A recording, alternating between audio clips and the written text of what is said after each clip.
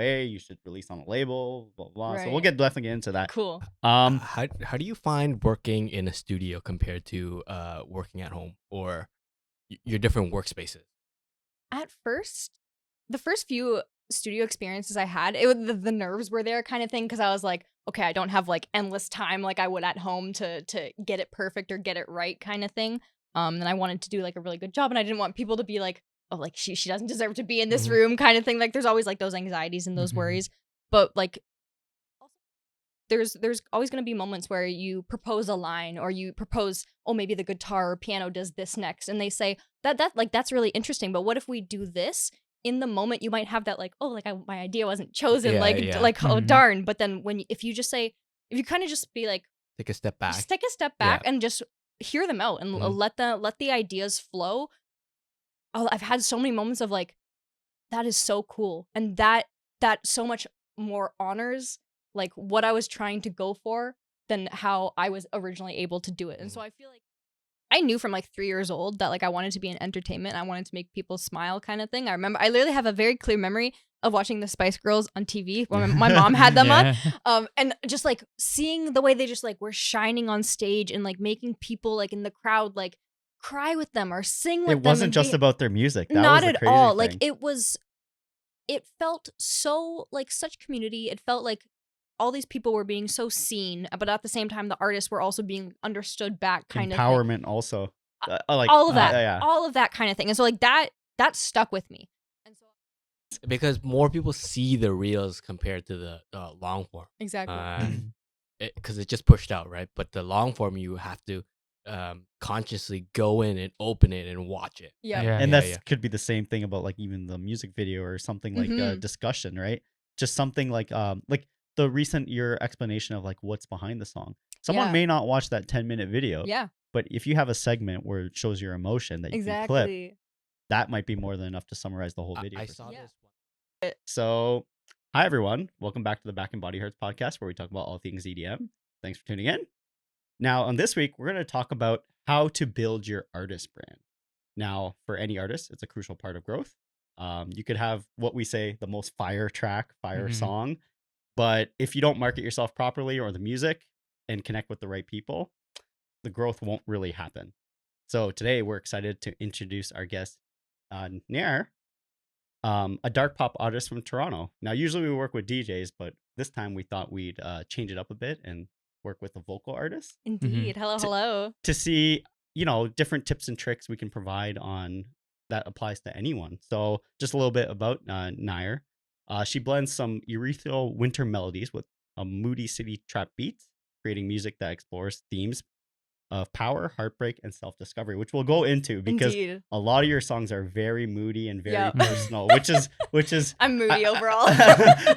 which is I think is a great way to build your artist brand and and connect with your listeners for sure. Well, thank you. So just another thing, with over 1 million streams, her songs "It Should Be You," which you should check out, earned her Toronto's Artist Singles of the Year last year, which is great.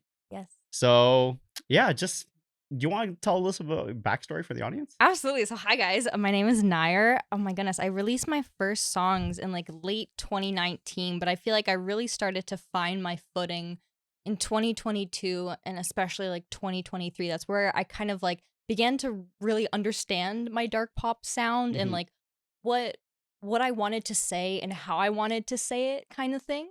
And so since the beginning, collaboration has always been like really important for me because I find so much of the growth that I've been able to bring back to my own craft and to my own what I call like a personal sound kind of thing, which not necessarily personal, has been things I've learned from going outside of what I would normally do or where I would kind of like normally be as an artist.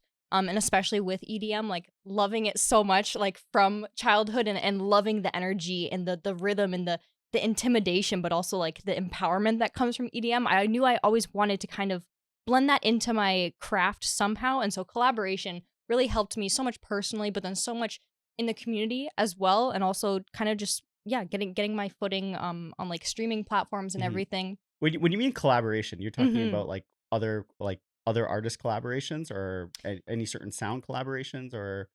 For me, what I'm referring to is kind of when I was doing like a lot of the EDM collaborations with DJs and producers and Oh, other okay. artists. But honestly, like collaboration in any kind of sense, I'm like very much for, because I feel like you can have so much growth and so much learning that like you would never otherwise stumble upon. That's what we found too, Yeah. just talking to a lot of creatives in the community, is Yeah. that like you can't make it on your own this day. You just Absolutely. can't. Like, Yeah. and you learn so much from your peers, other artists, and Mhm. communities, right? On building your personal brand and also getting tips and tricks.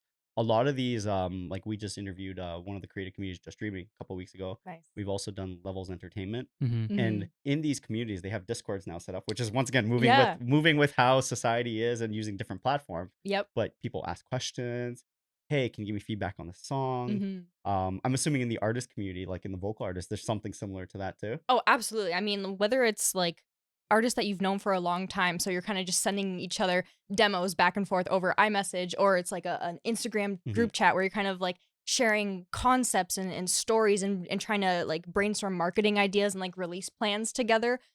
I feel like the artists that really want to go far and that are so genuine about the craft, Mm-hmm. there's so much less of this kind of air of competition. It's about what can I give? What can I, and it's about giving rather than like taking kind of thing. And in the end, you end up absorbing, not even like taking kind of thing, but by giving you get back so much more. And the nice thing about that, and it goes back to your sound, dark pop. It's Yeah. something that I'd never thought of. When we think of dark pop in the Mhm. EDM world, we think of like Rez, which is like Yes. Oh, I moody. love her. And I'm assuming, I love her. and I wanted to mention that because Mhm. her stuff is very moody, Yeah. ambient in the Dream EDM collab. world. Oh my god. Yeah. Yeah. And that's what I think. It's like Yeah, it'd be yeah, a yeah, perfect collab for Literally. yourself too. She's also Canadian. Yeah, she's Yeah, also yeah, she's also yeah. from Niagara Falls, I think. She's Yeah. so cool. Yeah. Mhm. Yeah. She's always roaming around here too. There was a viral video that went a couple months ago where Dead Mouse, Really? also our other Canadian legend, and like I always Mhm. forget he's Canadian. But Yeah. That's so He's cool. Yeah, Canadian. yeah. but he opened up for at one of the local clubs, Rebel, and just started playing a drum and bass set. Yeah. And in the crowd, the only person in the crowd was Rez because it was her birthday. I think I saw that on her like Yeah, story it or was on her something. story, Oh yeah. my Yeah. god. Did Yeah. you guys see the Sphere Res? Yes, I the new think. collab. Yes. Yeah, Yes. yeah. Oh my gosh. Yeah, that them collabing is just also, this goes back to like how the Sphere is more of a mainstream platform, but now Yeah. artists can get their, like, people probably never even heard of Rez before that, Yeah. but Mhm. because now her had a collab at the Sphere, it's like, Yeah. oh, what is this sound? Exactly. So going back to a little bit of your backstory, so For sure. you said 2022 is when you started going down the dark pop route. I mean, I always was aiming for dark pop. I feel Mhm. like 2022 is when I felt confident that I was like starting to craft something that I was like, yeah, I see myself in this. This feels like me. This feels like my identity, rather than just kind of like trying out a bunch of different things. I was now able to take what I liked from everything I had done and collaborated on Mhm. to like build like, yes, this is my core, and we're Like gonna your work on artist that. brand, Yeah, essentially. Yeah, exactly, you exactly. didn't feel like you're copying. Exactly. Yeah, Yeah, yeah, exactly. yeah, I okay. felt That- like I was kind of like I knew myself, and I was being able to. I was able to start innovating, kind of Mhm. in my own way. I see. How long have you been singing and songwriting? So I've been singing and songwriting long before I ever released music. I wrote my first song when I was 8, which would have been like, oh my god, math, 2007, Yeah. kind of thing. So like a very long time. My mom, she's still an artist kind of thing. She is such a talented piano player too. So the house was always full of music. There's always music around, but I was just like insecure, and I was afraid that I wasn't good enough as a kid, because I saw my mom as so talented and like the standard for like, okay, like I have to be like that if I even want to like go for this kind of thing. But no, music has always been around. I've always been singing. I've always been writing. So much of it was just kind of like in my bedroom in front of the mirror, until eventually I was Did like, you keep a diary? multiple diaries. Oh my goodness. Because I usually find a lot of artists, like especially vocal artists, they've Yeah. always had diaries that influence Literally. their sound too. Diaries, like poems, like I've written like little books and everything. Like I've always loved creating kind Yeah. of thing. Yeah. Yeah. Would you say your vocals is your main instrument, or is there other instruments that you enjoy playing as well? I love playing piano, but I feel like for me, my voice like is what I'm most confident with now. Mm. Yeah. Mm. Can you do both at the same time? That's a good question. I feel like if it was simple, maybe, because I have done like some covers, and if I just need to like get some chords down kind of Mhm. thing, if I'm working on a demo, I'm comfortable with that, but like I don't know if I had to do something crazy. I don't know. On my Like end, a the only full thing I 3 know is the minutes. Lion King. I can go in the jungle. Okay. That's the only thing I can Word, do, but word. I don't have a nice voice for singing, but still, it's something. It's just practice. So I guess one other, how did COVID affect you? Because My this is a goodness. question that we keep Yeah. asking Mhm. because we find the creative explosion, like it's now being noticed, but everyone after like COVID kind of put damper on things for Mm, some, but it also exploded a whole bunch of careers for a lot of Mhm. people. yes. So how did it affect you? My goodness. For me, yeah, in a way, it was almost like obviously like it was so horrible for so many people, but Yeah. in a way it was kind of like a bittersweet blessing because I still was like very nervous and insecure with my voice and my sound and what I wanted to say. In Mhm. 2019 when I was starting, I released my first 2 songs in October of 2019 and I was literally in Korea. Like I went back visiting kind of thing because I'm like, if the world hates me and all my friends like think these songs are Mhm. super lame, I'll just never come back kind of thing. I don't know how that would have worked out, but that was the mentality at the time. Mhm. But obviously the songs released, everything went fine. The sky didn't come crashing down. But kind of having that time where I didn't have to look for like performance opportunities and I was able to just stay at home and just work on writing songs and practice tracking myself and how to edit vocals and do vocal production for like over a year kind of thing. That it was really helpful for Did me. you release any stuff during COVID too? Yes, Yeah, you I did. did. Okay, Yeah. that's a nice thing. I guess, yeah, it allows you to, as what we talked about a little bit earlier before we started shooting, is like it allows you to work out those little kinks, Yeah. Yeah. right? I had to really go inward kind of thing. Yeah, that's really good. Mhm. That extra time and the free time that you have in during COVID, it Yeah. just makes it a lot more passionate about your craft that you just want to eye on the detail and everything. So Exactly. did you stream? I did a little bit of streaming, like late 2020 or 2021. I did a bit of streaming. Mm-hmm. But I found that it was like tough for me to like work because I'm used to like working on a Mac kind of thing. But then when I was Mm. streaming, I like set up a PC for it, but then I didn't know how to like necessarily like bring over all like the production and everything onto the PC. So I Mhm. streamed for a little while, but I never really found like something that was easy and like fun for me to do. Yeah, if we're Mhm. streaming, you have Right? to be committed to Yeah, the, to yeah. the craft. Yeah. And you have to keep the schedule too, or else Yeah. everyone's just like, you can do a live thing Yeah. every once in a while, but Yeah, it was Yeah. just like my friends that would come and hang out Yeah. sometimes. so yeah, that's what we've noticed a lot about, like, as what we mentioned earlier, is that Mhm. everyone during COVID found that I want to go down this route because I think Yeah. right now the best thing you can do is be unique, Yeah. Mhm. right? I think we say everyone's a DJ right now. I mean, I don't know how it is in the vocal community, but Everyone's an artist. everyone's an artist, right? Yeah. So you have to find that sound that resonates with certain collaborations, Absolutely. artists, and that. So, with that, your first EP just released, Indeed, it the did. Avoidant EP earlier Yes. this year. Yes. How was the build up to that EP release? It was so exciting because yeah, this is like my first bigger project, a bigger like body of work that I've been able to release, and it was also with oh my goodness, with this one I'm like my mind just like powered down. Let me restart that. With this one, I got to work on so many songs with a producer named Jonathan Kakar, and he's based in Toronto as well. And he has such a cool studio, and this process itself too was kind of different from some of the other in-person like songs that I've worked on before, where the whole process from writing the song to then sitting with him during production and everything, it was so integrative and so collaborative kind of thing. It was a really, really great process. And so I feel like I didn't know I was going to release an EP until all of the songs for the EP were kind of written kind of thing. Because we spent a bunch of sessions together. We work really well together. So we kind of we wrote so many songs. And then when I went back and was reflecting on them and I was talking with my manager about like, okay, what singles are we going to work on? When do we want to kind of line them up? I realized everything we had kind of written was like a journey of my healing from like a previous relationship that I had gone through. Mm-hmm. And at that point, when I was kind of talking to him, my manager was actually the one that proposed to me. He was like, well, why don't you release an EP? It seems like you've kind of gone through like different stages with each of these songs and it speaks to like such a powerful time in your life. Let's do something bigger and let's go for it.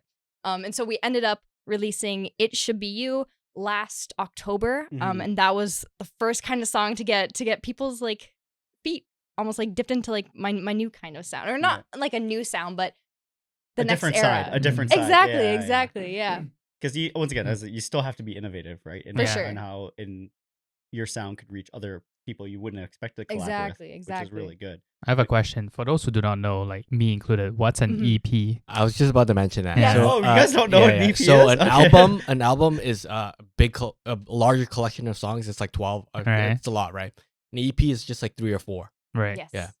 Yeah, I think So it's just a different name. No, but what It's like do a you- mini album. Oh, do you know what it stands for? No, I don't know what it stands for. EP. I think it's extended playlist, I believe, and That's it's actually like a great question that I never Yeah. thought Yeah. of. I had that question when we were talking about it. I didn't know, Yeah. so I don't want to ask it. Yeah. I think a lot of people just know EP 4 songs or 5 songs. Literally- Yeah. yeah. Technically, it's like it's either under 30 minutes or 6 songs or less is Mhm. like the current like Mhm. EP format, and then like anything 7 songs. and we'll above get that. into that a bit more with the artist brand because there's also Nice. the releasing aspect, which Yeah. a lot of people struggle with. Is Yeah. like, How do you release- market it? How do Yeah. you market it, and do you release single songs, or do you Right. actually make it an EP? Right. Because Mhm. even DJs, like producer DJs, they struggle with that. Yeah. And some, like, everyone's advice is different. It's just like, you should Mhm. just release right away. You should release on a label, blah blah. So we'll Right. definitely get into that. Cool. How do you find working in a studio compared to working at home or your different workspaces?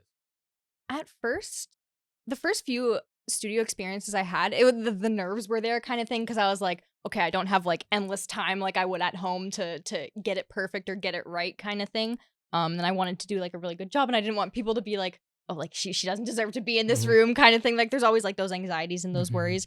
But like also another thing that Jonathan, the producer, the main producer on the EP, like mentioned to me one time, he's like, none of us, like even the pros, no one knows what the heck they're doing kind of thing. Like everyone is like, obviously like you have like training and like technique and whatnot, but at the end of the day, if something sounds good, it sounds good. It If sounds it good. feels Yeah, good, yeah. it feels good. And like you kind of just have to go for it. Trust yourself that like your skills and your talent got you in the room. And now just create and explore and have fun kind of Mm. thing. A lot of people do not know that trusting your own gut and trusting your own skill is a very crucial thing when it comes to creating stuff. Yeah. Yeah. Literally. And I've also found that like confidence, or at least like what I've been able to like grow in my confidence, is that like it's not the absence of like worry or anxiety or self-doubt kind of thing. It's sitting with like all of those discomforts and choosing to do something anyway, and trusting that you can be scared and also great. You at have the to same- fail. Mhm. The sooner you fail, the sooner you succeed. It's Mhm. anything that resonates in life. You have to fail. Literally. You have to have, in our case, bad episodes to have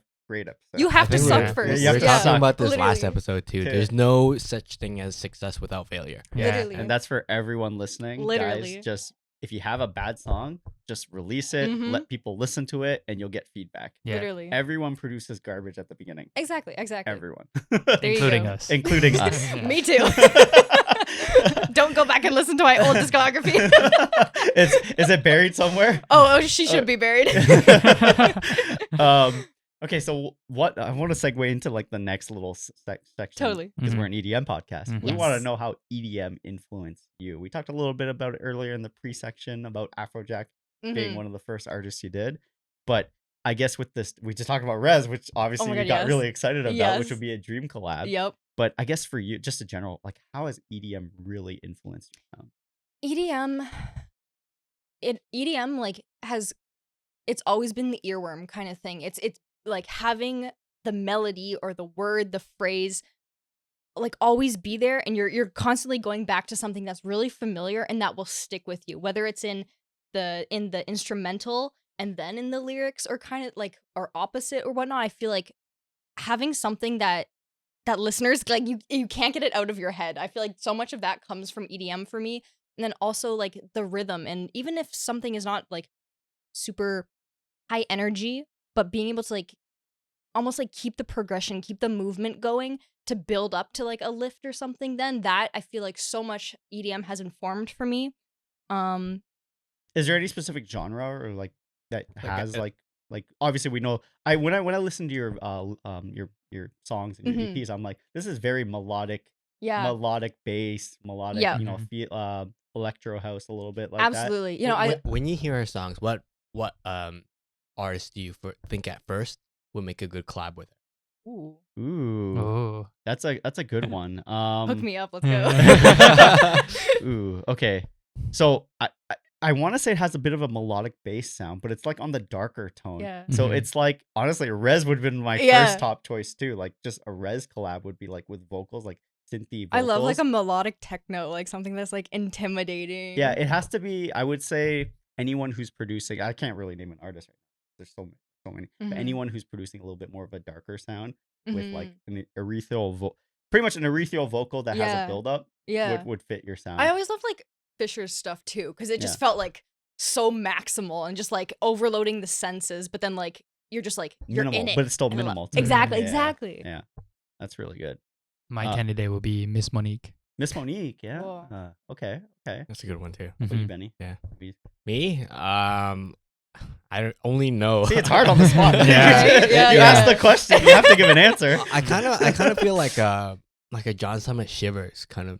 Ooh, cool. Okay. Yeah, I can see that. That too, I yeah. can see that. So it kind of plays in all that whole techno and melodic side of things. So I think you'll be fine. In the Toronto scene, we have abundance of that. So amazing. Yeah. Okay, so we just touched upon genres. So any songs that you've really resonated with over the years that's kind of like, hey, like this, I love this song, and like it's been that, as always said, the earworm. Yeah. Oh man, I feel like something that like a song that's lived with me like since 2019. And I guess this still has like a really cool like melodic bass line in it, but it's a little bit more chill, kind of like on like the house world kind of thing. Would be the Chainsmokers and Winona Oak collab. They did a song called Hope together. Okay, yeah. And it like I was going through a breakup at the time. It was just like it like, oh my gosh, it resonated in like how simple she sung, but in such a way that delivered so much emotion and like so much just like resonance and beauty with the voice, like paired with like all the tones. Like you experienced the song, you didn't just like hear it, kind of thing. Yeah. Nice. So one of the things is that with EDM we consider is more mainstream, right? Yeah. Like it's still a very niche genre. We find like people know like the radio play and stuff like that. Obviously, you can go even deeper. Like people probably don't even know who Rez is as that much. Y'all should. Yeah, and y'all should if you haven't. But I guess what's your take on like how mainstream EDM has gotten with the pop influence? What do you mean? Can you give me more? So I guess like just like the Chainsmokers song, right? Like I guess it's been good for the creative community, right? To do stuff like that. But do you think it's watered down any? Like some people just trying to produce tracks that just they know is going to be a hit? Yeah, I mean that I feel like that. Sorry. Like an Armin van Buuren. Yeah, like releasing a Bon Jovi. Yeah. Like releasing a Bon Jovi collab. It's like that's not you. Just to do it, right? Just to do it. Yeah, I mean, I feel like with EDM, and then also with, I feel like in any genre kind of thing, there's like a line of trying to have like a very mass appealing song, especially if you have like label pressures that are wanting you to have like a bigger financial result from. Have you had that? No, I luckily have like creative control over my music and whatnot, but I definitely like I like, even though I don't have other people necessarily like saying this into my ear, like I do feel the push of like I would love to reach more people by having maybe a song that's less me dark pop, but it's like a blend of what would maybe do well on like radio kind of thing, but still honors me. So then hopefully bring in more people to something like an EP or a bigger body of work that has like, this song is me. I know it's not going to do well in like a mass commercial way kind of thing, but once I get maybe a bigger audience through kind of like every now and then like using maybe like a watered down version kind of thing. It's tough. It's part of the branding, part of the business. It's a fine balance. Benny used a good example of Armin van Buuren, who's considered a trance legend, but him collabing with Bon Jovi on a song, that's not really trance, right? But it's just like, if he's already top at the game, I can see why he does it. Yeah. But for diehards like us, kind of like, yeah, no, I feel that. So it is a fine balance.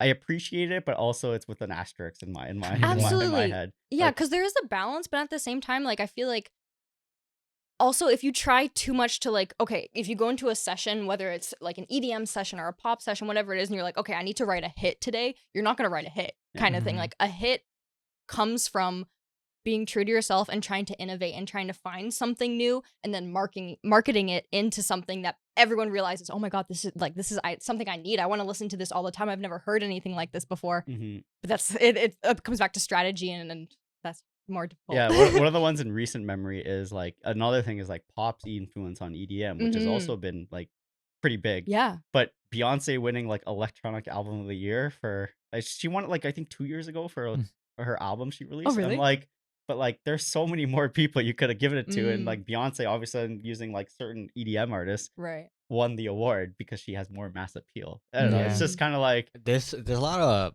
politics behind Yeah, the there is. awards and stuff, so it's like Yeah. really difficult. Like all music is subjective, yeah. to be Literally. honest, but that's just how the industry is. How important do you think creative control in your music is?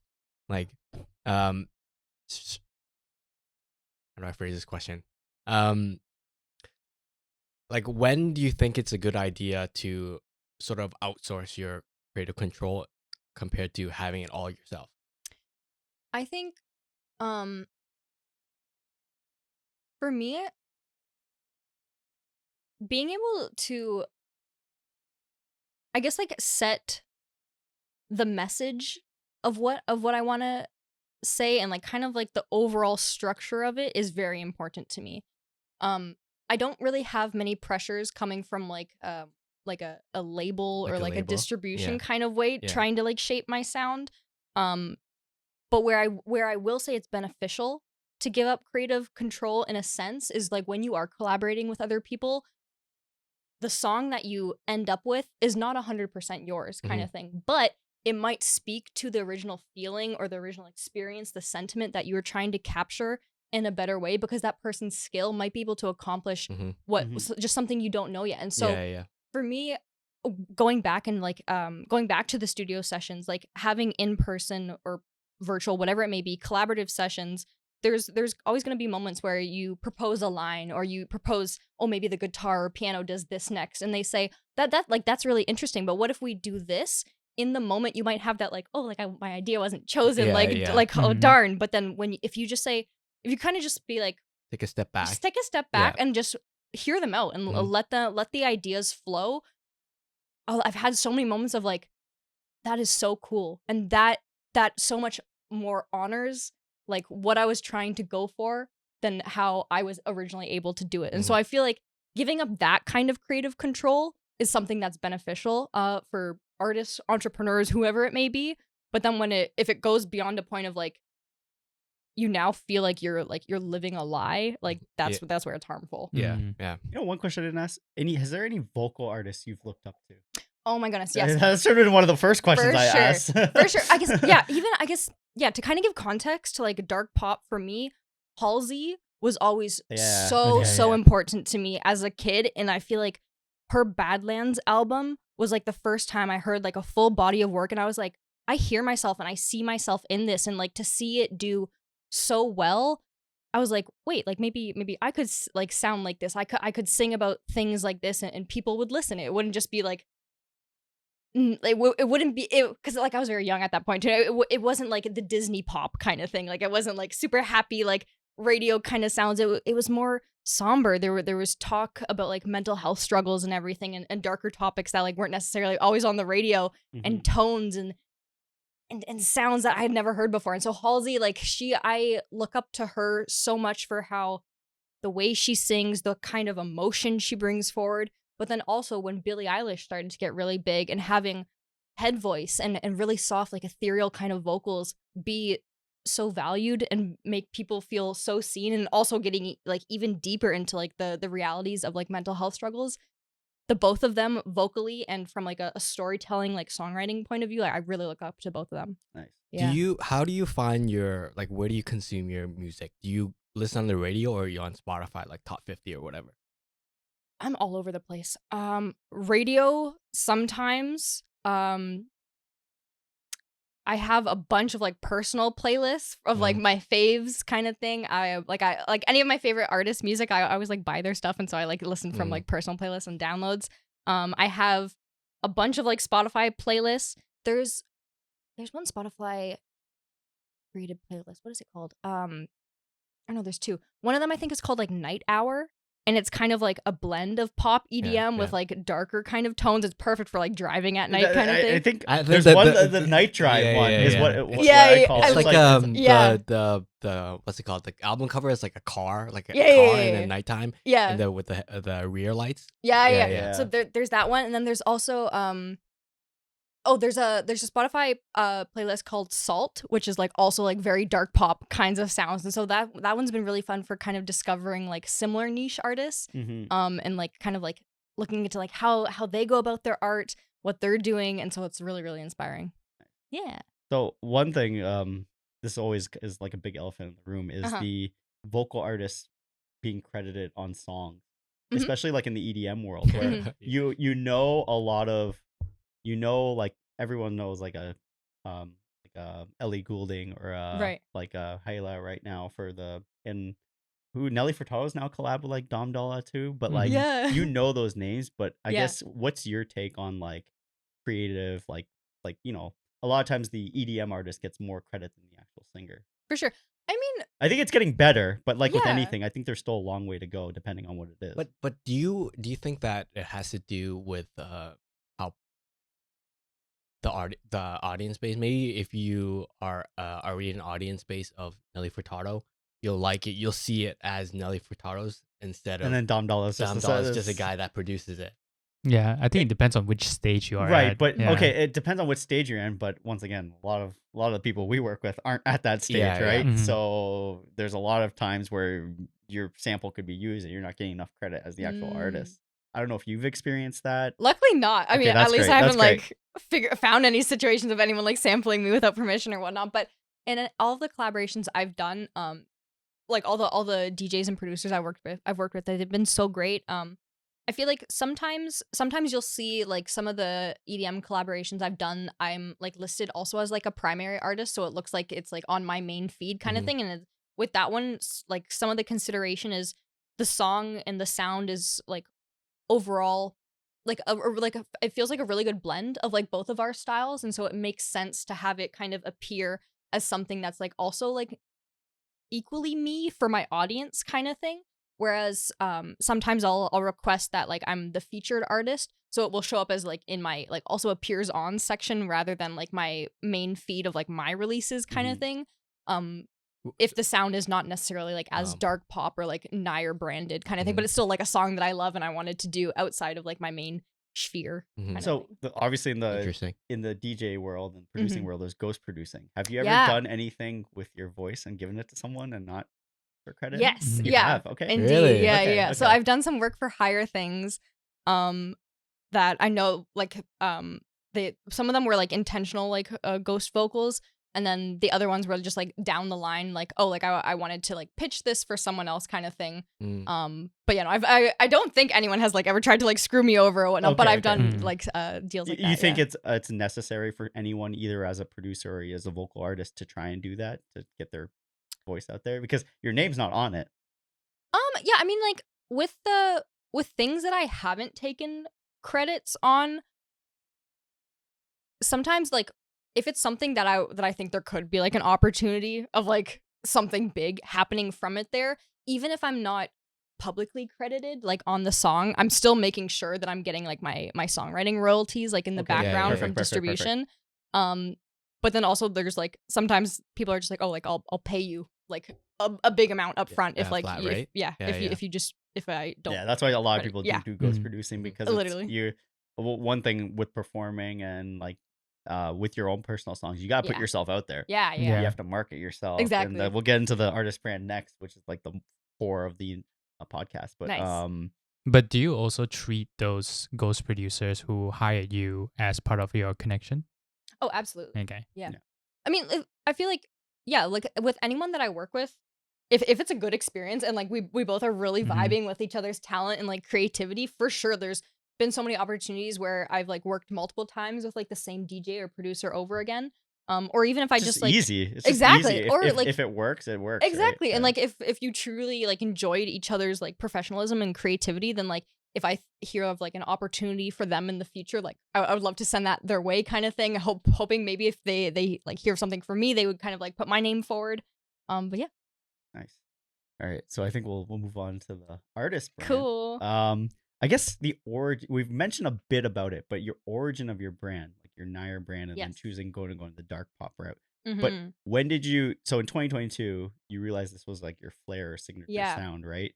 But you mentioned, did you experiment with anything else before you decided that route? Like just trying something weird, trying something. It was always very pop. It was always like very like. Was there anything like current in like I guess right now a lot of people inspire from what's going on in the world? Was there anything at that time that kind of like, oh, okay, this kind of works or something?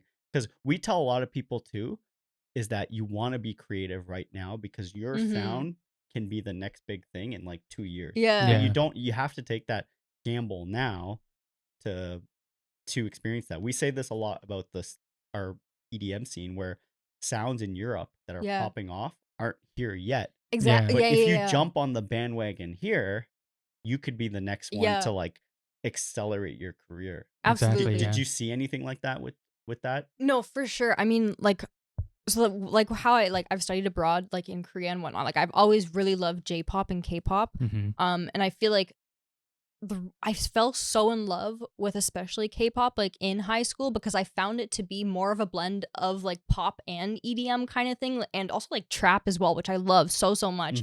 It had so many unique like elements and rhythms and change ups and harmonies from like Western style like pop groups, but then they would never have like that cool kind of like structure like behind them that I feel like now like a bunch of Western artists are almost like emulating kind of like the 2010s and like 2020 era. Trends. That's what's happening right now is that even in EDM world, it's like everyone's now going back to that old sound. Yeah. So like classics are in. Yeah, exactly. Just redoing it as techno or something. Yeah. It's in heavily. So yeah, or even like with Tate McRae, her like recent album in pop, it's like such an homage and like throwback to like the early 2000s of like Nelly Furtado and Britney and everything.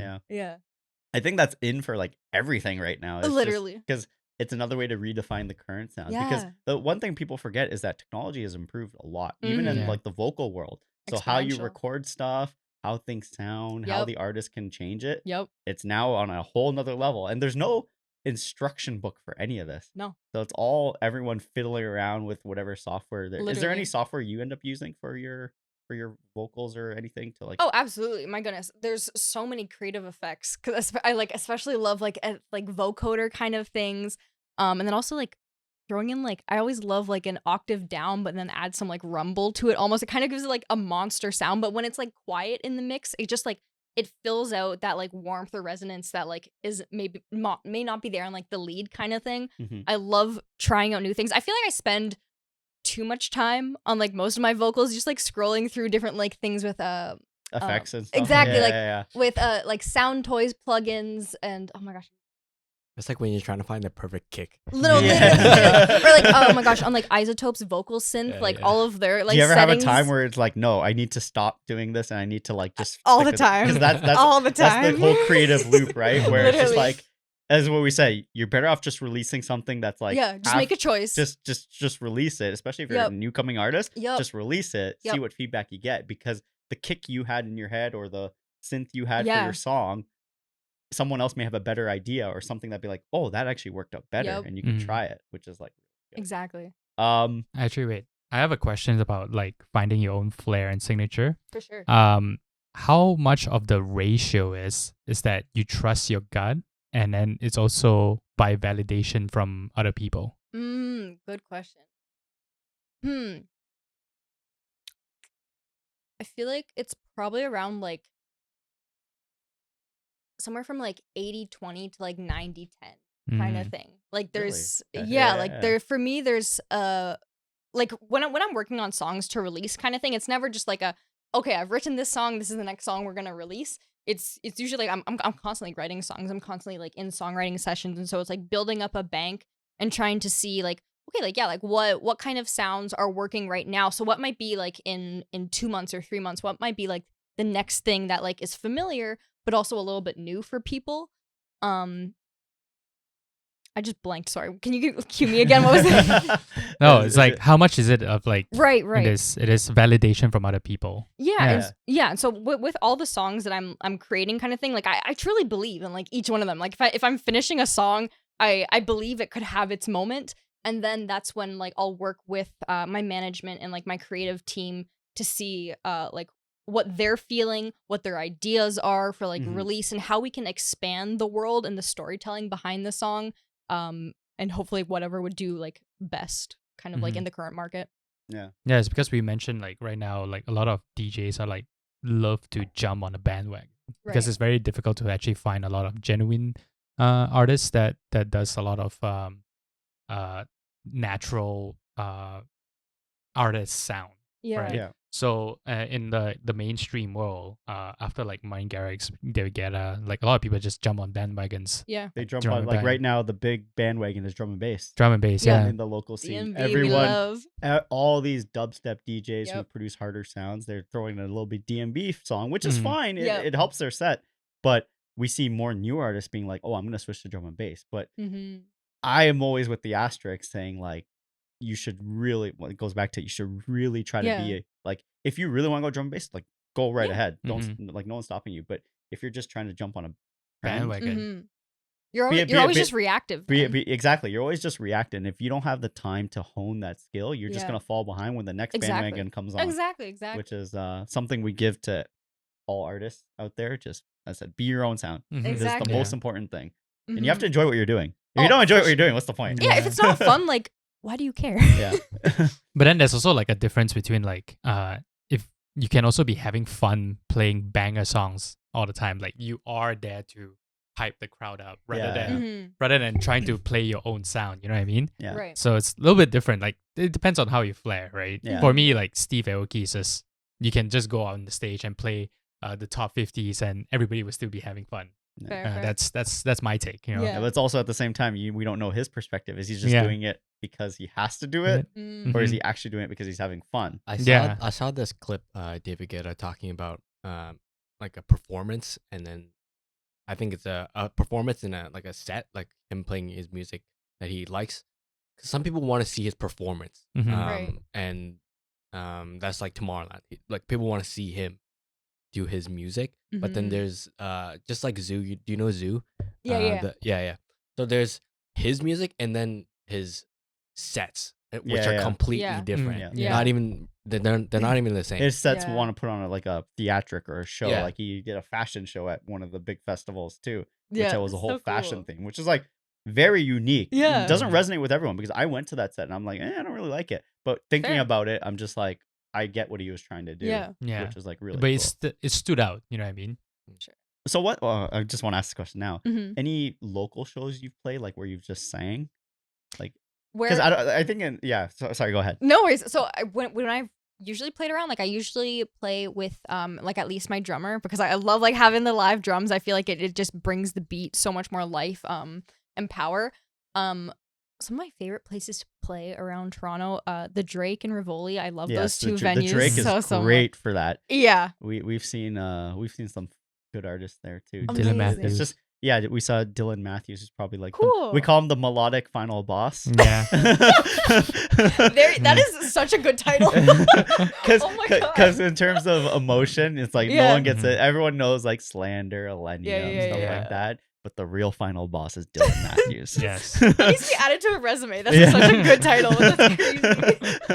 Because when he sang those songs when we were there, oh man, it was just like, wow, this hits so hard. That's amazing. It's funny because at that show, like people were dressed up going to a Slander show. Like they had Slander jersey and merch, and then Dylan Matthews just knock it out of the park. Final boss. Yeah. That's iconic. Oh my gosh. I also did I got to open for an artist once at the Opera House, and that was really fun. Which venue? So you've done Drake, Opera House, Have you done Phoenix? Or no, I haven't played at the Phoenix. I've attended any other. Have you done Underground Velvet? No, not yet. Okay. I think that I think you make a good mood for that place. I do like, because I have been to a bunch of shows there, and it gives kind of like that very much like undergroundy, like dark grunge kind of vibe, but still supporting a lot of the local talent. Exactly, which is really good. It's a nice venue. I guess Now, one of the biggest things that's everyone's struggling with, marketing your brand. Yes. So you've chosen to go down this route, the dark pop route. Indeed. How did the marketing look for it? Like, how did you what was your initial concept in your head, and like, how did it transpire into where you are now? Yeah. If For you can sure. walk us through your If you your go thought walk us process, through yeah. that, because Totally. it'd be it's Okay, I'm gonna take you way back then. okay.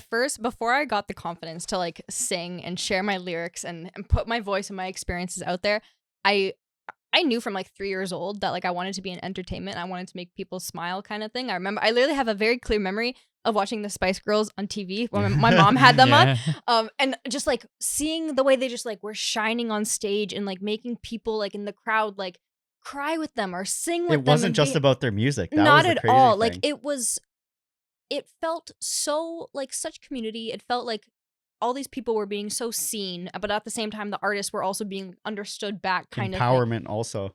Like All of that, yeah. all of that kind of thing. And so like that stuck with me. And so I always knew that I wanted to connect with people. I wanted to be able to like share and like find understanding, kind of thing. And so I started in acting because I like, for me, storytelling, like that is the core of like my art, and I love that so much.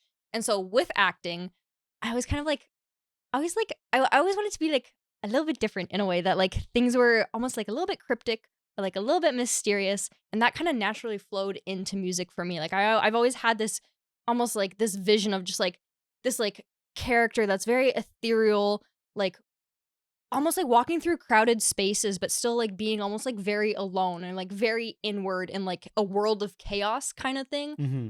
And like that inwardness almost like organizes in like an unspoken way the craziness around, and it's like very like cold, like blue and purple tones, very like nighttime kind of vibes. I like describe my sound sometimes like you'll hear my melodies in like synths, kind of like the cold like Toronto winter winds kind of thing. Yeah. And then the bass and like the beats is like the life and the energy of the city, kind of thing. And so that is like my concept. It is like this like majestic, ethereal, like moon night kind of like vibe, but this like female figure that's quiet but not shy, very powerful but reserved, and like very targeted with all of that. And so into music for me, though, any way that I can like build this world and extend this world, extend the story behind the music, whether that's through the visual, whether that's through what you should feel when you listen to the song, what colors you should be seeing, what kind of textures and patterns and everything. I love the world building because I really want you to experience my music rather than just like listen to it, kind of thing. And I know that's not for everyone, but I really want to be able to reach my niche and make them feel like my It song resonates with them. exactly. Like Yeah. it's theatrical. It's an experience. It's a movie. So breaking that down, Yeah. obviously with a lot of vocal artists, music Yes. videos are important. Yes. Right. But did you, and how about your releases? Did you, so when, like, obviously we tell people to just release the song, even if Yeah. it sounds, but at what point do you feel confident to release the song? Like, if it's like, yeah, I guess that's the question. At what point do you feel confident to release the sure. song? So it's changed for me like over my my career. Like when I was starting, I would finish a song and I'd have like that song and maybe another song, and I'd choose between like the both of them, and I'd be like, okay, like DistroKid is gonna allow me to like release this in a week, so I'll release it in a week, kind of thing. And that was not a good way to release really? things. Okay. At least for me in the beginning. What I've learned is like the more time you give yourself, the better you can do, and like the more you can honor whatever the original intent was with the song, kind of thing. So now I will wait and like literally until like it's hard to say always, but I feel like most of the time I will try to finish a song like all the way through like mix and master and just kind of like hold on to it. I know that I'm going to use it for a project, but I don't necessarily like nail down a date or like kind of like a release plan until then I start to consider, okay, so how am I going to release this? What I give myself like at least 6 weeks, ideally like 8 to 10, like, or even more. The more time, the better. But it's I really want to make sure that like every song gets its own justice. And so setting up the social media, the traditional marketing, like the mailing list, the visuals, all of that you have to like really shift your mindset and see it as an extension of the song and Yeah, the music. that's what it goes back to the opening line. You Literally. could have the most fire song in the world, but if you're not thinking about this stuff ahead, Exactly. then you'll fumble the release. Exactly. Yeah. Exactly. And so yeah, when you're able to plan and you're not kind of rushing last minute, you can have so much fun with it. And it literally is just like you get to play, like, let's pretend, like, make believe. Like, you literally get to be a child again and like create whatever you want. Yeah, it gives So- you more time. Yeah, exactly. It gives you more time to be creative on like, oh, Yeah. I want to do this like this, or Exactly. I want my visuals to be like this. Yeah, 'cause Which is- someone told me once, they're like, fame comes down to marketing. Like, as long as you've got like the baseline talent and like you sound good, you've like done everything really professionally, everything is polished. It comes down to how you're going to connect with people and how you're going to push the Yeah. project. Mhm. Did you consult with a producer with all of this, What do you mean? like for your release of your brand and your music?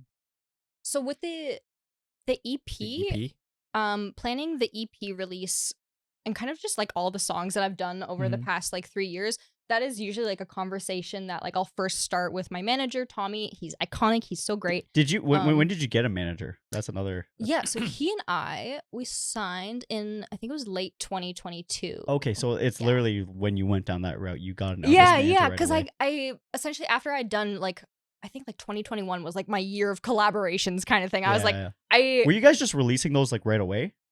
with the collaboration, some of them did come out very quickly. Other ones, they like some of the producers in Spain, they did have label connections, and so we waited a little bit longer for those. But then those did have like a nice push behind them. And did they all go on labels, or did they all like? Did you ever solo release something to like how we tell artists like release Yeah. to SoundCloud as Mhm. and just like put it Um, out there?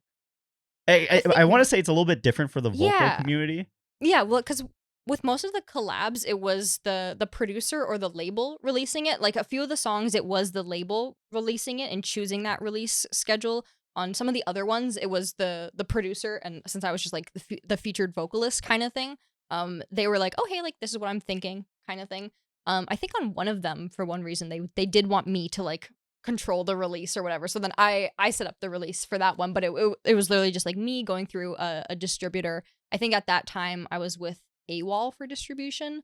And so I would just set it up that way on my own. Nice, nice. Yeah. So you were mentioning about the marketing aspect, like, Yes. and you're already planning ahead how you Yeah. do the videos and stuff. Yes. I noticed, looking at your channel, you did like Mhm. music videos about a year ago for them, but your recent ones, are you working on music videos for Avoidant?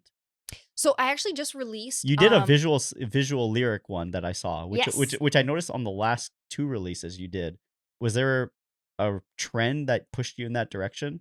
Yeah. So now I feel like this is kind of where I am blending like the need for like the short form vertical content, whereas a traditional long form 3-minute music video before for like every release was really, really important.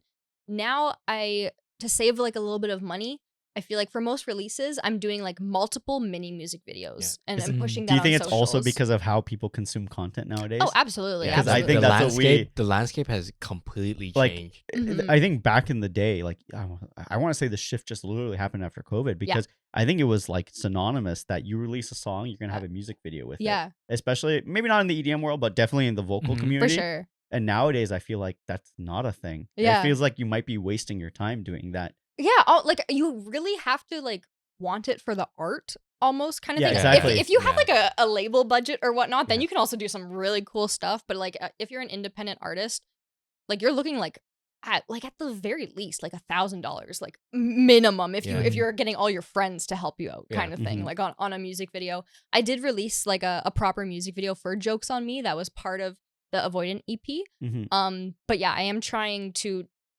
create as much content as possible and trying to make that content look as professional as possible, while also trying to blend in some of the more casual, just like me filming on my phone kind of thing. But literally I'm trying to push so much with social media and creating content with my time to kind of supplement where I don't have as much of like the financial support. And that's where I like the breakdown video that Yeah. you released, because it's Yeah. like you get another side of the audience that a lot of people Yeah. don't see. Yeah. Because it's like, yeah, you can release a video and you're in it, you're showing like Yeah. how it is, but Yeah. no one knows the thought process behind the song unless Mhm. they're reading text. And a lot of people won't read that text. Literally, They won't literally. read that text, but they'll see it's like, hey, if you're talking about it in a small clip, Yep.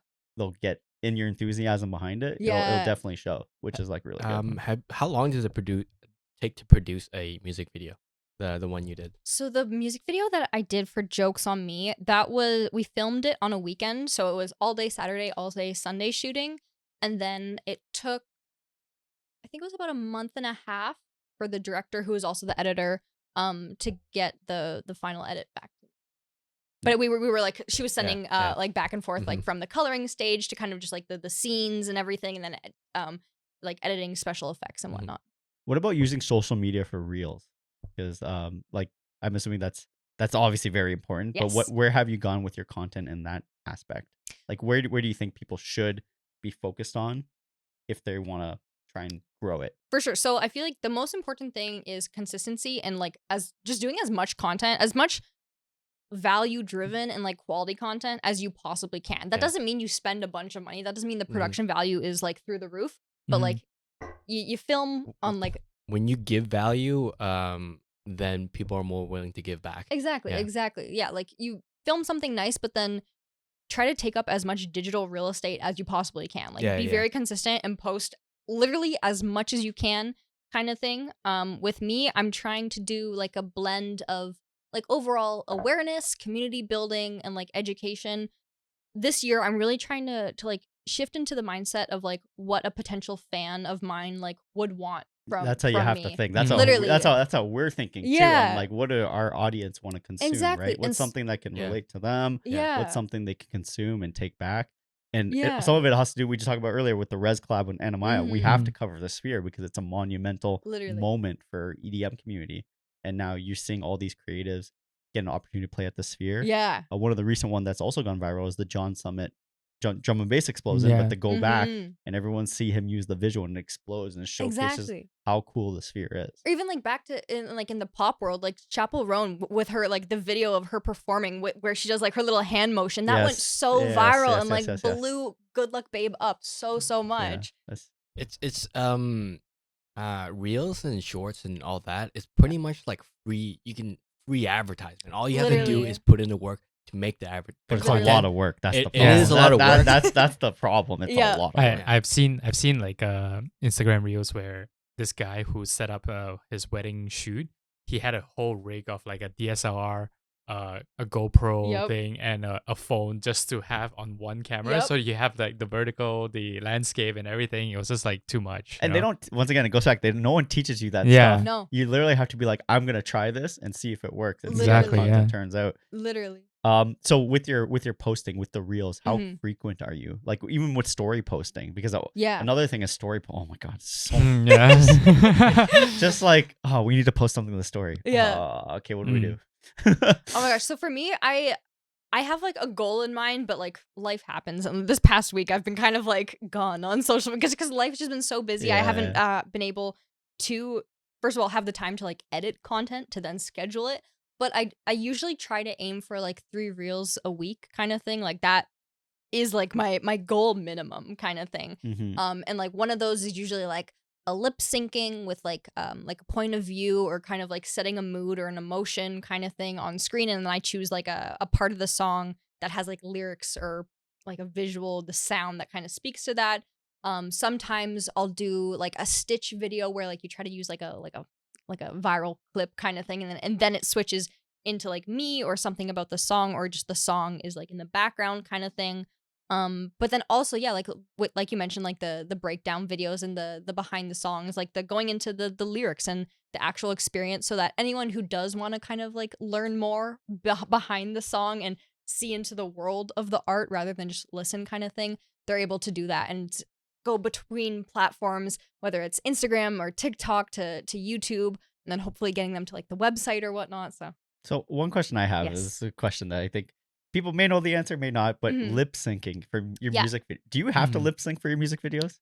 So for music videos, yes, but you actually like when you're filming, you're actually singing. Are you really? To the song. Okay, are you really? Because if you lip sync and like you're just moving your mouth kind of thing, your breaths and like it's not natural. It's not gonna line up kind of thing. Okay. So you like the best way to lip sync is to literally sing and then just mute the video and put the song on. And just put you're actually like Yeah. But not in your full voice, I'm assuming. You're kind of just... Are you actually doing your full voice? Or are you actually... Not like professional, like in studio kind of thing, but like you're safely singing as real as possible. Okay. Kind of thing. Yeah. It's always been something that's been on our mind. Yeah. Like, Yeah, how yeah. much is lip sync? Because you see all these shows too, like when artists do like a performance, a big performance. I'm like, are they lip syncing? Or are they Yeah, actually yeah. singing? So for Mhm. like live scenarios, what you'll usually see is that like they'll have the harmonies and the backing vocals like kind of at like normal volume playing with a track, and then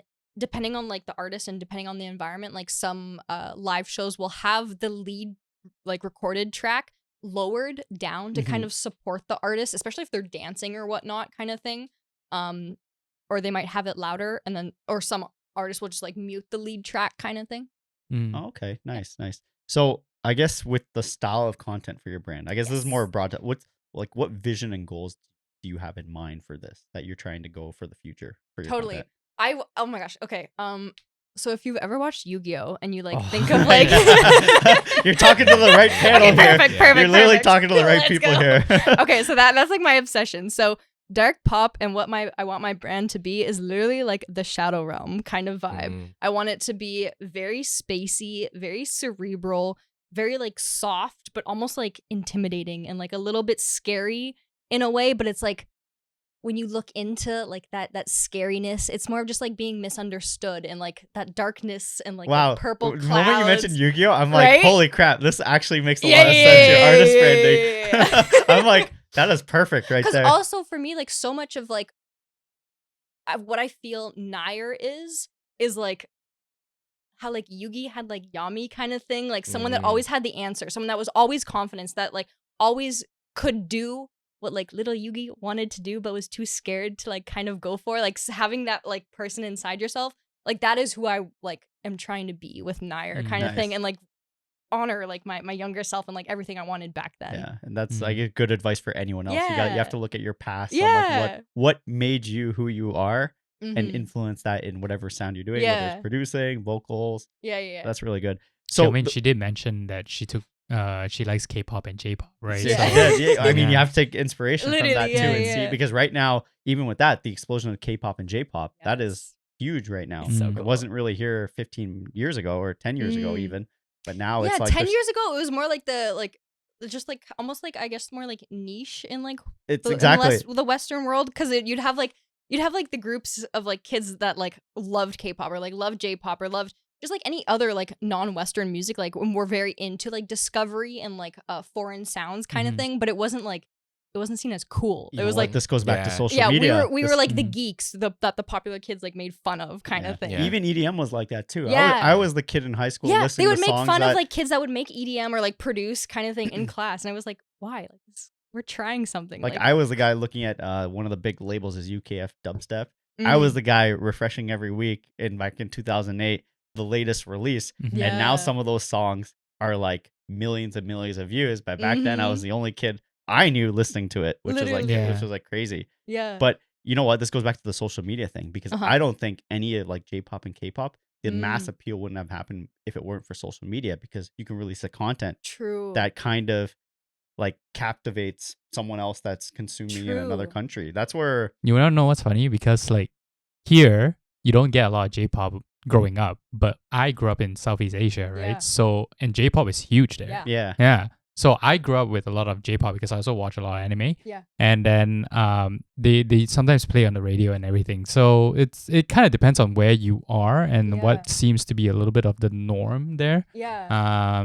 But yeah, I feel like J-pop plays in huge influence in a lot of EDM scenes, especially when Mhm. Boiler Room now Yes. it's mostly hosted in Japan, and like some of the sets that are uploaded are very good. Yeah, Mhm. and they take inspiration from Western culture Yeah, too, which is exactly, like yeah. it works both ways Literally. with anything, right? Art inspires Mm. art. And it goes back to how easily everything is connected nowadays. That's Mhm. why we say just get your stuff out there if you Literally. can, right? Because Mhm. you never know which community is going to resonate with. Absolutely. Which And is yeah, I've tried to learn so much like from international artists and how much they've adopted technology to be able to grow their careers, and so much of the technology and sharing themselves is kind of like the behind the scenes, or it's the extension of the music, like how BTS used to always have like their run episodes, and it was just like them doing like silly games and whatnot, but like fans would latch on to that and like really build the emotional tie that way. But then you also got to see like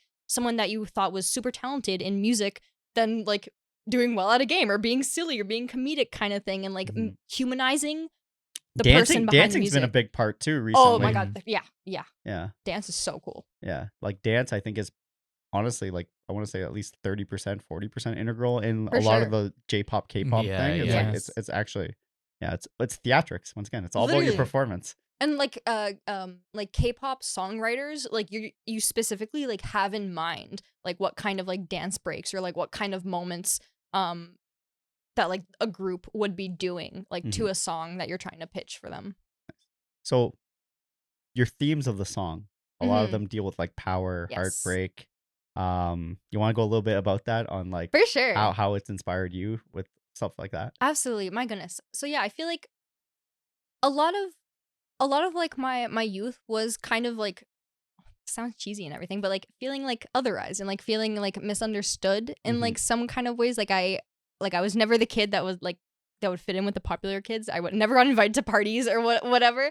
And it was always like I wanted to belong so bad because I wanted to connect with people and like I wanted to understand them and I wanted them to understand me because I felt like I could be such a good friend and I had so much to like to give to others, but I never felt that like I was like received in a way that like I was trying to be kind of thing. And so I feel like a lot of that was like forcing me to almost like reflect inwards and like build up this like kind of like imaginary world or diving into anime and to pop culture to like find that sense of belonging or like community and like a mentor type figure or whatnot that I was looking for. And so that kind of brought me into like having my own confidence and like feeling okay being alone or like reframing what it is to like be lonely and still be able to go after my goals and to like reshape like friendship and focus on giving what friendship I might be able to give to other people and like also offering that to myself and like learning to be a really good friend to myself and learning to love myself in order to like a lot of people forget that immensely so. And yeah, I feel like so much of people give too much and don't actually look after themselves. Yeah, and like so much of the struggles and like the mental health like battles and everything came from like wanting to fit in and like wanting to be understood, but then never giving myself that grace like in the first place to be kind of thing. Exactly, exactly.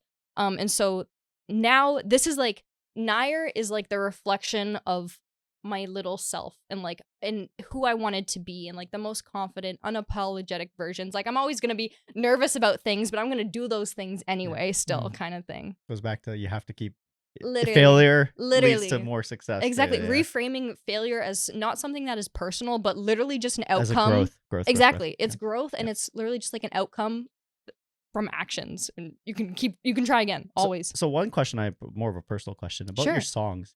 When you talk about like heartbreak or something and you have to sing that, does it change over time, like how you feel about that song? Oh, for sure. Because I like once again, people say don't linger on the past. Yeah. But if you have a song out there, well, that's about that. Do you find and you big artists, Taylor Swift always gets flack on that. Yeah.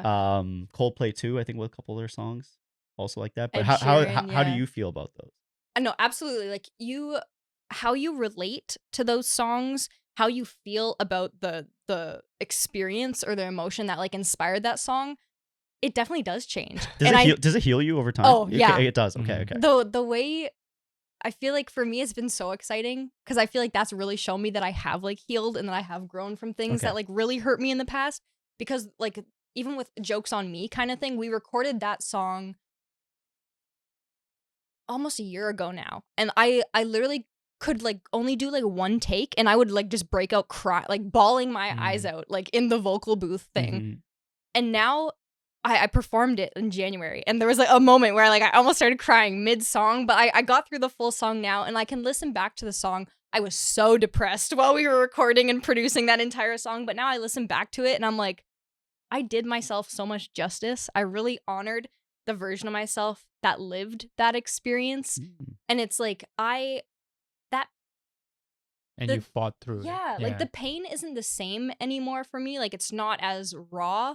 It's still there, but I know that I used it to like create something beautiful, even though what was done to me or the situation like wasn't anything near beautiful. So when you sang it on stage, you kind of think on the memory and you tap on that energy to produce to throw your emotion out on stage. Yeah, like I like low-key traumatized myself. That's why I wanted to ask the question because it's really hard. Yeah. Like I want to give like Elenium a shout out. He released that song Brave, which was about I think one of his best friends overdosing, and he's also developed with addiction. Yeah. But to have that song out there and to perform it, I mean, it's I don't know how that changed over time because if you as the artist know why you did that. Yeah.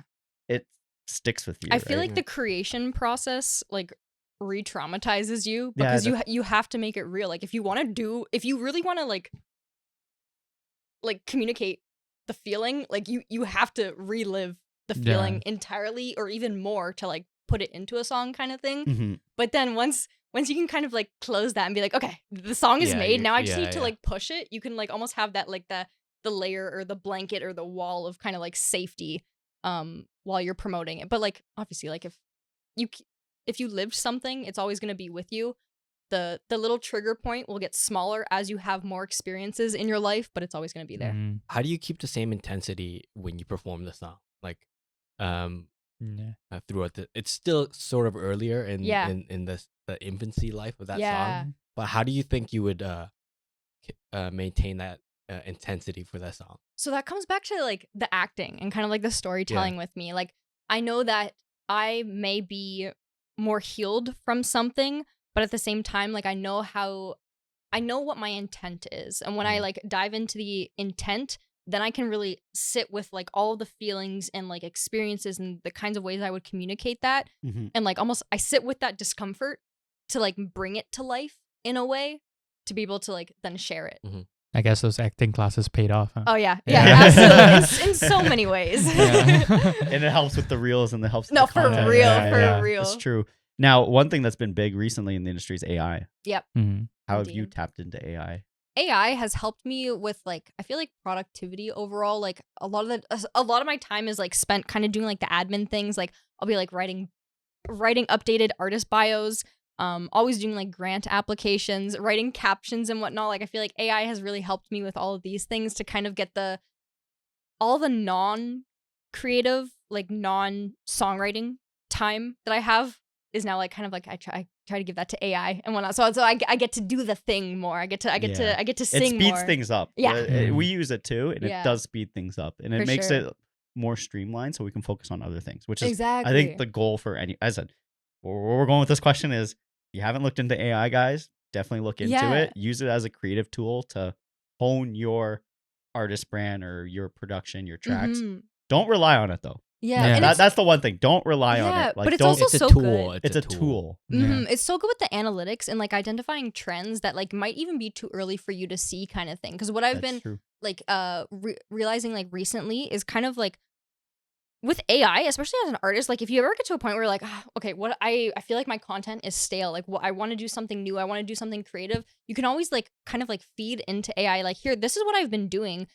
What would you think would be like align with my brand that takes like that like taps into like Gen Z like marketing kind of things, but is also new and innovative, and it can kind of like give you these prompts, whether or not the prompt its response to you is what you use.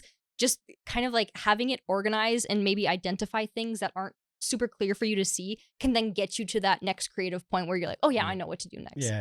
It's like exactly, you're using it as it's a training tool. Literally it's a training tool, which is really definitely everyone take a look at AI. There's a whole bunch of software out there for anything you want, creative, posters, just writing text. Literally, it saves you a lot of time, but in the end, put your flair to it. That's the main thing. You gotta put your own flair to it. So I guess on your end, navigating this industry, like especially in the vocals, especially in the one question I had, you've said like obviously the Toronto community is huge. Have you ever thought about moving anywhere else? Oh my gosh. For your career? I love traveling so much, and so I definitely want to travel a bunch. And yeah, like I love music so much. I love Toronto so much. I feel like Toronto is always going to be my headquarters, like my home base, but I'm also like very open to moving. I've loved traveling and I've loved like studying abroad throughout my life, and so wherever is best for the like creativity and the music, like that is where I'll be. Everyone kind of always thing. refers to LA. We had a former guest, Mena. Shout out Mena. He's wearing his hat. I'm wearing his Nice. hat. I'm still wearing his merch. He decided before we even recorded, he was moving straight to LA Nice. for Cool. his because for him that was the next step of his career. He Mhm. felt that, and we've known some people who've gone to like artist school in LA Yeah, because it's LA, Yeah. Hollywood, everything. of course. But it's good that you still like Toronto's your home, right? Yeah. So you want to keep. But so what cities did you have in mind or anything? So yeah, I mean, definitely like LA Okay, is like LA, one of them for Mhm. sure. I feel like also as like a Toronto girl, I've always had like a fascination with New York kind of thing. Yeah. It seems like the like, Broadway. grown up. Oh my Yeah, god, yes, yeah. Broadway, and just like also like Taylor Swift's song "Welcome to New York" is because she released that 1989 album when she was 25, and that's like my age now kind of thing. And it's like I feel like I'm stepping into like a new phase of my life, and so like just the big lights, big city kind of thing, very exciting to me. But then yeah, I also miss Seoul. Like I would love to go back to South Korea Oh, yeah. for a bit. Even like do some like K-pop collabs or like writing would be super fun kind of thing. Have you tried open mics in like bars? Yes, yeah, Mm. indeed. Did you travel to other countries and try their open mics? I haven't done that. No. Yeah. Ooh, that'd be interesting. Ah, that's an idea. Yeah. There we go. There we go. So I guess with navigating the industry with your artist brand, Yes. and also outside influences, what has really changed you over the last couple of years? Ooh, good question. What has changed me?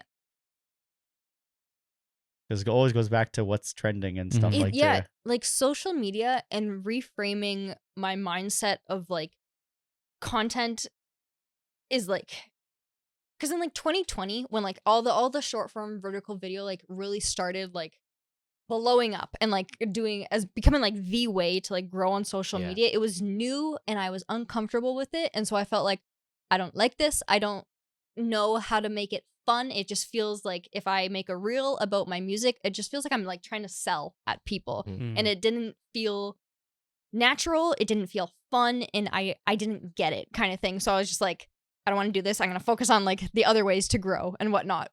But the longer I did that, I essentially just like screwed myself over in a lot of ways, because essentially I got to a point where I'm like, social media, like it literally allows me to continue out like all of the storytelling and the world building that I say so much that I love kind of thing.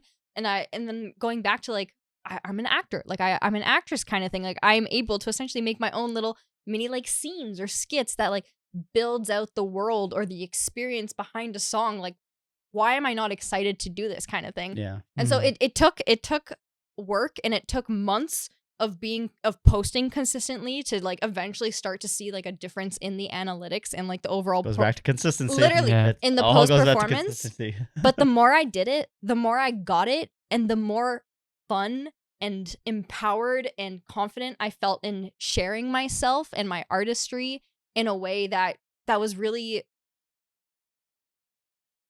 what's the word? I don't even know, like just really, really genuine to me, but then also like to other people, like others were like, this is so neat. This seems like really you. And I started getting even more like comments from other people and other artists in the community that were like, oh, I love your content. Like, especially at community events, people come up to me and they're like, oh, I saw like your reel that you posted the other day. That's so cool. And I'm just like, I never thought even people would come up to me like to talk about Yeah, this kind that's of what thing. we're getting that too. Yeah, which, yeah. Which is, even though we're like EDM communities, we want to say small. It's like, oh, Yeah. you're the guy from the podcast. I'm like, Exactly. oh, cool. Yeah, or Yeah. even like this past week where I haven't really had a chance to post that much. Like there was like a community event in December, and I had like a similar like really busy week where I wasn't really able to post kind of thing. But even still, like people came up to me and they're like, oh, like I saw this thing that you did, or I saw that thing kind of thing. And then from that, like they would start a conversation, and like so many opportunities just came from that, of like that initial like icebreaker and like that interest in like just a random video on the internet that's like 15 seconds. So I got two questions Yes. about that. With the aesthetic of your, did this help change your aesthetic of your Instagram page on how you want Oh yeah. like Mhm. your posters or Yeah, stuff? yeah, Like it's yeah. kind of guided you on that. Yeah. When did you find you saw an uptick in like growth? Like what was something that like changed, like that you did a reel that you just mentioned that like, Yeah. oh, this actually like caused me to Yeah. get a bit more growth. Like The obviously aha you released, moment. I think I looked at your Spotify obviously in like 2022, 2023, Mhm. it's like it's obviously lower, and Yeah, then yeah, in yeah. 2024 it's like you reached like 170 countries or something like Yeah, that, which yeah, is yeah. like, wow, that's Yeah. a lot. Yeah, no, literally. I feel like So with the streaming side, it's been adopting and like adapting to other marketing techniques and getting out of like the playlist promotion like pitfall that like every new artist like tries to promote their songs with, and learning how to do like Facebook and Instagram ads, because that has been a really great way for me to target my niche. But then also, once again, like you said, being consistent with the content and tying in like viral videos to like the first half of a piece of content, from like still related things. Like a lot of like the dark pop kind of like content world is like you'll have like a quote on top of like a somber video kind of thing. And so I would use like 2 seconds of that, and then it would shift into me like lip syncing the song or like having my own visual, something tied to it. And so that really helped. And so I feel like ever since last September, like 2024, social media has been really, really virtuous for me. It's shifted from like the vicious cycle to the virtuous one. Nice. Yeah. What tips? So along the way, what's the biggest tip you would give someone working on their artist brand right now that you saw? The biggest tip. Do you have a mood board?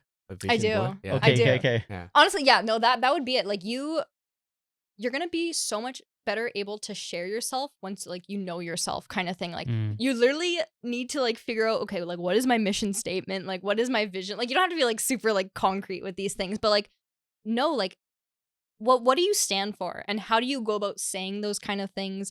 What kind of like places would people find you, and what kind of colors what would you want people to associate to you? Was there something that caught you off guard with that? Like that you learned that's like, oh, I didn't realize this.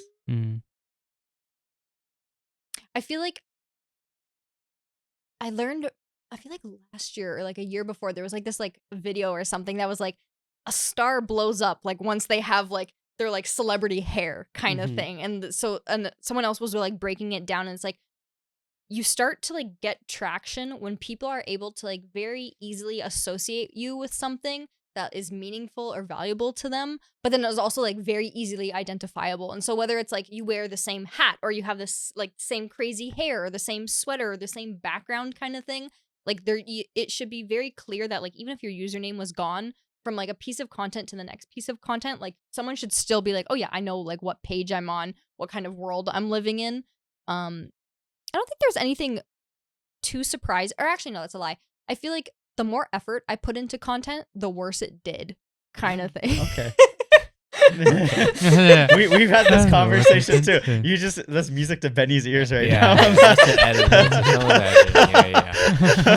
Because we've had this discussion too. It's like some of our videos, it's like, how much editing do we have to do on this video, right? To make it beneficial, because we would rather hone the skills and have less, like say for the Sphere episode, only have like a couple visuals and have a more engaging conversation, and then focus on the actual shorts and reels where we can put more in. It's a conversation I think every creative has. Because more people see the reels compared to the long form. Exactly.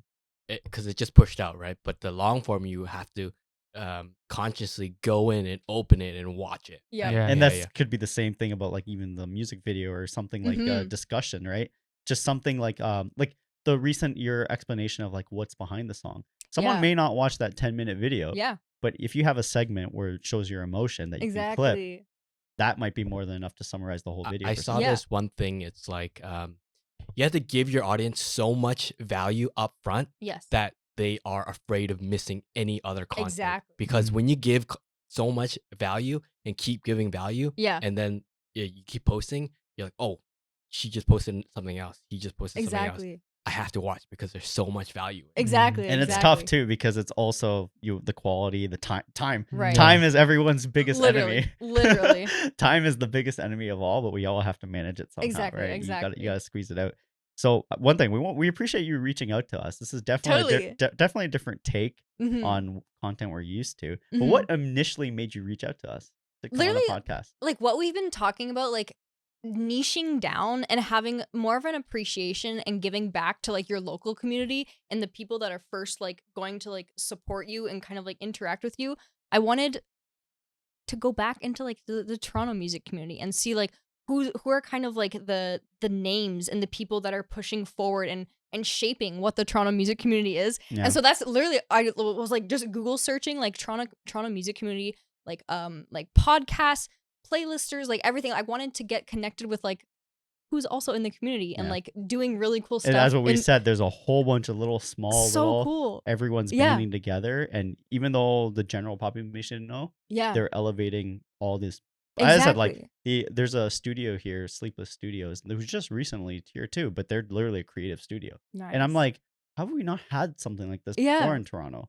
Yeah, and literally. It's just once again people jumping on the opportunities and seeing the niche, which is exactly like, really good. So once again, we appreciate you reaching out to us. Thank you so much for having me on. Because I mean, like I've always been the person. I'm like, I have the initiative. Like I'm gonna shoot my shot kind of thing. And like I had no clue if I was gonna get a response or not. But I'm like, I wanted to make the connection, and I like you never know what comes from collaboration and like how we might like help each other out like over the next year, like or whatever kind of thing. And so I wanted to be more like in Toronto, but then also like give back to like the community that is like literally giving me my start kind of thing. It's essentially you just got send that DM. You just got there you go. You just have to put yourself out there. We learned that also from our former guest Mena, who was cold DMing people like for 2 hours.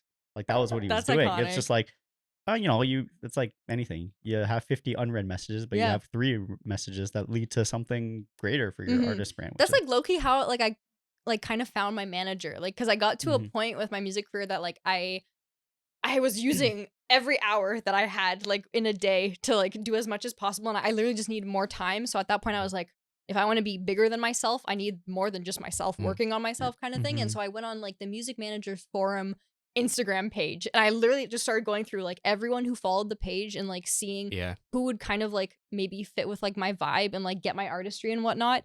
I ended up finding my current manager on there, and we did kind of like the Instagram networking like over like the next 3 months of like liking each other's posts and then eventually commenting on each other's posts. And it was like a few days after my birthday that he messaged me and he was like, oh, like I've been like seeing you online, like would love to meet for coffee and like talk about your career and everything. So shoot your shot.